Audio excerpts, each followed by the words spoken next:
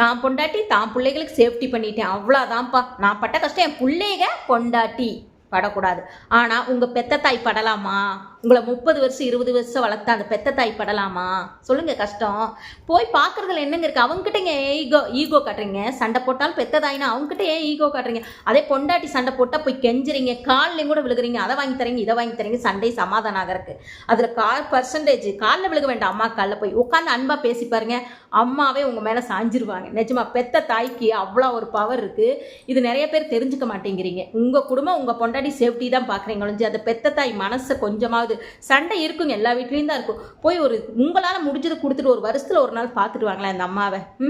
எவ்வளோ சந்தோஷப்படுவாங்க தெரியுமா? அந்த தாய் உங்கள் மனசார உங்களை ஆசீர்வாதம் பண்ணால் தலைமுறை உங்கள் வாழ்க்கை வளரும். அந்த மனசு, தாயோட மனசு நொந்துருச்சுன்னா உங்கள் தலைமுறை வளராது. இது உண்மை. இது புரிஞ்சுக்கிறவங்க நடந்துக்குவீங்கன்னு நினைக்கிறேன். தப்பாக இருந்தால் தப்பு தான்.